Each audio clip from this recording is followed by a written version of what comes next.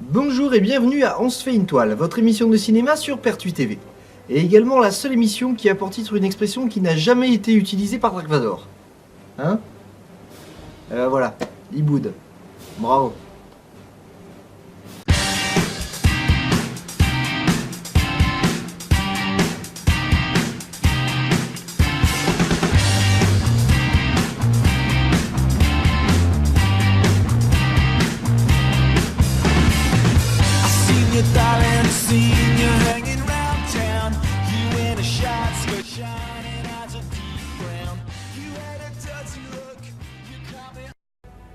Et cette semaine, on commence avec les actus.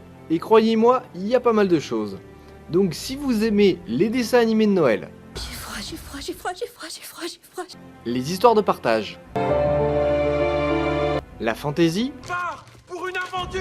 un road movie social, et un dessin animé français, Vivement que je sache écrire. Comme ça, je pourrais écrire à ma maman. vous êtes bien à On se fait une toile. Et on passe de suite aux bandes annonces.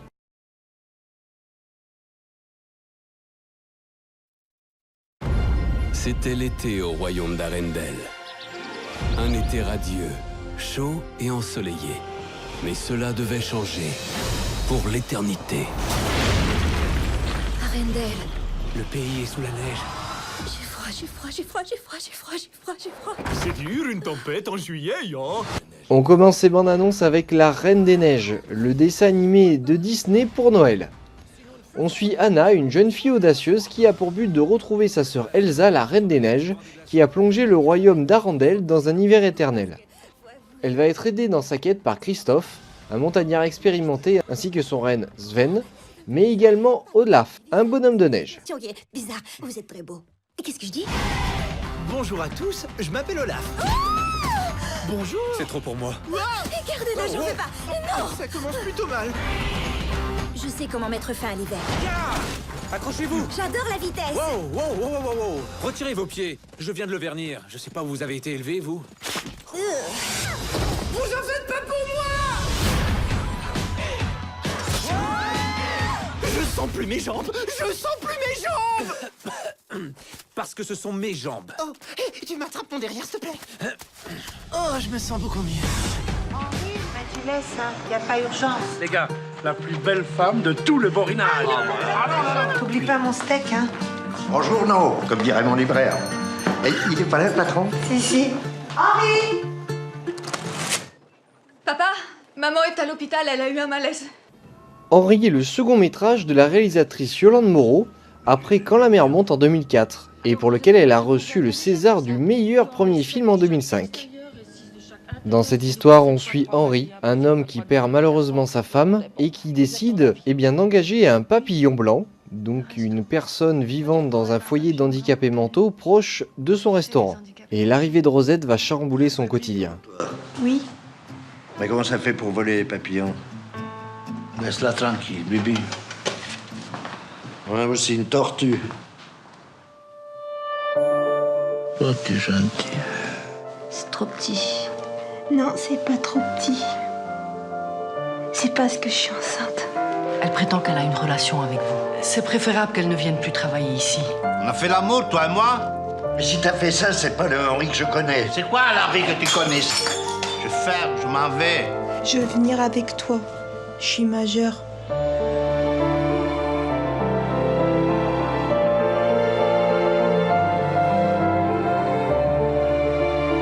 Vous savez qu'il y a une main courante qui est déposée contre vous? Une main courante?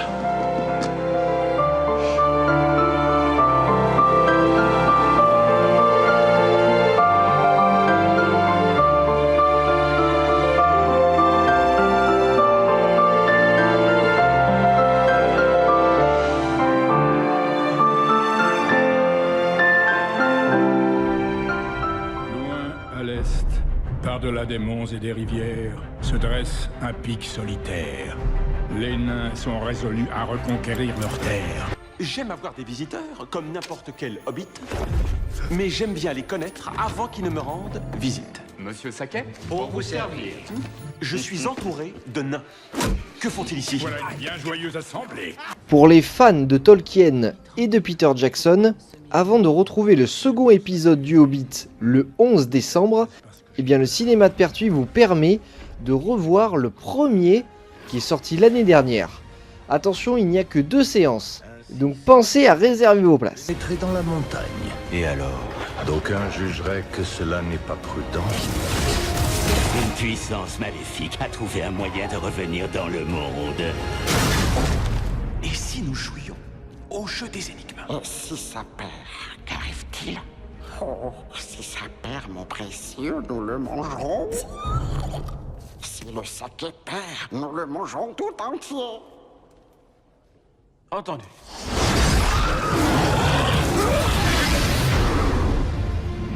Je n'échangerai aucun de ces nains contre la plus puissante des armées. Loyauté, honneur, un cœur vaillant. Je n'en demande pas plus. Votre village est derrière vous, désormais. Le monde est devant.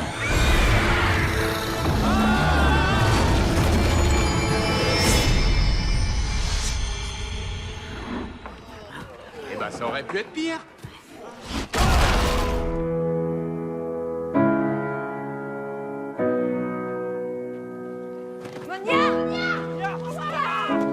Qu'est-ce qu'il y a? Qu'est-ce qu'il y a? Bouge pas, qu'est-ce qu'il y a, Tondo? Attends, laisse-moi voir, qu'est-ce qu'il y a? Oh putain, mais qui c'est qui t'a fait ça, Monia? Le monde est ainsi. L'histoire est ainsi. La justice n'est pas un acquis. Elle est le fruit de la révolte. Lève-toi. La Marche, un film de Nabin Ben Yadir. En 1983, dans une France qui est en proie à l'intolérance et aux actes de violence raciale, en fait, 3 jeunes adolescents et le curé de leur village décident d'entamer une marche pacifique entre Marseille et Paris pour lutter contre le racisme. Un film touchant et surtout tiré de faits réels. Et que nos pas, hier hésitants, accompagnent aujourd'hui un destin. En marche. Je suis à la grande école maintenant. Ma maman est en Amérique et elle a rencontré Buffalo Bill, un film d'animation français réalisé par Marc Boréal et Thibaut Châtel. On suit dans les années 70 Jean qui a 6 ans et qui fait sa rentrée à l'école. Malheureusement, sa maman n'est pas là. Il va donc s'en inventer une, surtout grâce aux cartes postales que sa voisine lui lit et racontant les divers voyages de sa mère. C'est un film qui a reçu le prix public du Festival d'animation d'Annecy en 2013. Pour toi. Et c'est ta maman qui l'a écrite. Mon cher Jean, mon petit chéri. Je suis en Amérique. Il y a des cow-boys partout. Mon cher Jean, je suis en Afrique. Je skie sur les neiges du Kilimandjaro avec des amis. Non. Un costume d'Indien. Jean n'est pas au bout de ses surprises. Et les réponses qu'il trouvera vont le changer pour toujours. À vos ordres, capitaine.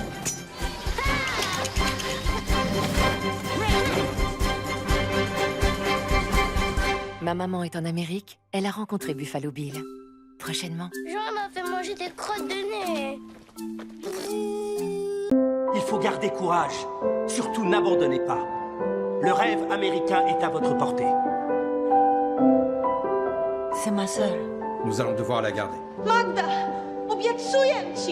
The Immigrant, un film de James Gray avec Marion Cotillard, Joaquin Phoenix et Jérémy Renner. L'histoire se passe en 1921 et on suit Eva et sa sœur Magda qui quittent la Pologne natale pour rejoindre la terre promise, c'est-à-dire New York. Malheureusement, l'une des 2 sœurs atteinte de tuberculose va être placée en quarantaine et sa sœur Evra va tout faire pour essayer de l'en sortir, quitte à se prostituer. Mais heureusement, elle retrouvera l'espoir grâce à Orlando, un film que vous pourrez voir également en VO. Je voulais trouver le bonheur. Et ce soir, la statue de la liberté nous ouvre grand ses bras généreux. Elle peut tout faire, cela dépendra de vous. Je sais ce que vous pensez de moi. Je ne juge personne. Eva, reste là. Tu la laisses tranquille. Ne me dis rien. T'es fou amoureux.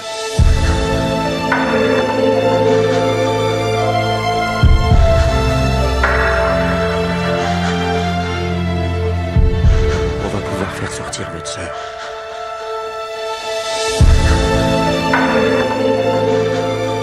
Je te déteste. Autant que je me déteste. Mais n'oublions pas les films qui sont toujours à l'affiche cette semaine. On retrouve notamment Hunger Games 2, qui fait un carton en ce moment. Amazonia avec la vie d'un petit singe. Et Les Garçons et Guillaume à table, dont vous allez voir les critiques des spectateurs en fin d'émission.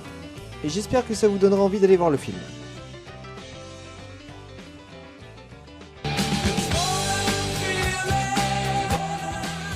Dans cette seconde partie d'émission, donc, on va parler de la critique. Et cette semaine, je suis allé voir Quai d'Orsay, un film de Bertrand Taverny avec Thierry Lhermitte, Raphaël Personnaz et Nils Arestup. J'ai rendez-vous avec le ministre. Voulez-vous patienter? Le ministre termine un entretien. Il faut savoir que c'est une adaptation d'une bande dessinée qui s'appelle Quai d'Orsay Chronique diplomatique de Christophe Blain et de Abel Lanzac. Le film s'inspire de l'expérience d'Antonin Baudry qui a travaillé au ministère des Affaires étrangères entre 2002 et 2004, alors que Dominique de Villepin était aux commandes. Pour ma part, je n'ai pas lu la bande dessinée, mais je dois dire que j'ai vraiment apprécié ce long métrage. Le scénario est intéressant car on découvre en fait les coulisses du ministère des Affaires étrangères, avec la diplomatie, les coups de bluff, les coups dans le dos, et les relations en fait entre les collaborateurs entre eux. Mais ce qu'on peut noter, c'est les références donc à Dominique de Villepin, et il y a une version un petit peu caricaturée apparemment de l'ambiance et de la gestion de ce ministère.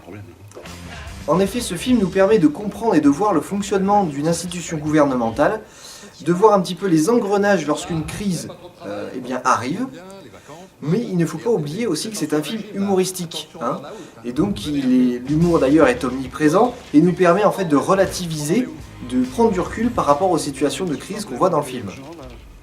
Thierry Lhermitte est excellent dans ce rôle de ministre, voulant pousser le commun des mortels vers le haut, grâce à la connaissance et à la culture.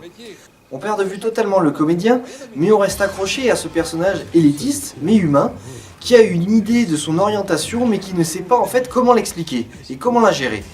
Les running gags sont une façon d'accentuer en fait son caractère volontaire et actif, mais néanmoins un brasseur d'air. Par votre machine. Ah non, c'est du traitement de texte. Oui, et ben vous savez pas vous en servir votre bazar. Allez. Le personnage principal, qui est interprété par Raphaël Personnaz, est finalement attachant par sa naïveté et son incrédulité face à ce monde toujours en mouvement, mais également par les décisions du ministre qui changent toutes les 3 secondes. Il est secondé par sa petite amie Anaïs Desmoustiers qui apporte un regard plus terre à terre et ancré dans le quotidien. Et leurs moments de dialogue sont une bouffée en fait d'oxygène dans le film. Mais la personne qui va vraiment bluffer par son jeu d'acteur, c'est Nils Arestup, qui campe un directeur ou le chef de cabinet, je ne sais plus vraiment, et qui gère en fait en réalité le ministère. On pourrait vraiment définir ce personnage par le slogan de la campagne présidentielle de 2002, la force tranquille. Il soutient à lui tout seul en fait l'ensemble des crises, tout en gérant le personnage de Thierry Lhermitte. J'ai vraiment apprécié ce film, de par son humour, son rythme, son efficacité. Et je dirais même que si on rigole très souvent durant le visionnage, ça fait quand même un tout petit peu peur. Parce que si on se dit que si la moitié de ce qui est montré est réel, on a vraiment du souci à se faire. Bon, on passe à la 3e partie.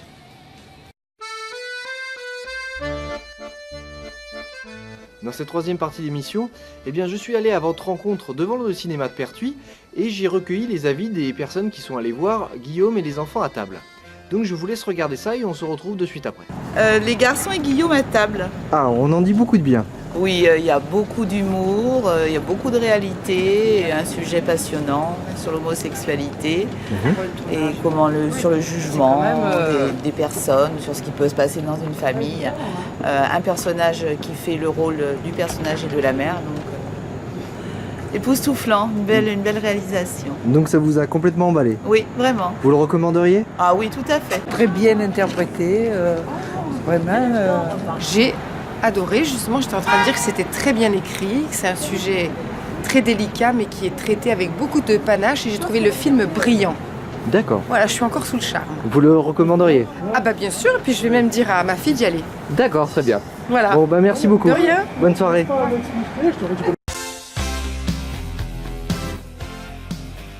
Nous voici en fin d'émission et j'espère que l'ensemble des chroniques vous ont plu. On se retrouve dans 15 jours pour un nouvel épisode. Et d'ici là, n'oubliez pas, si vous me voyez devant votre cinéma de Pertuis, n'hésitez pas à m'arrêter pour me donner votre avis sur les films que vous venez de voir. Et si vous n'avez rien à faire, n'oubliez pas, on se fait une toile. Allez, à la prochaine.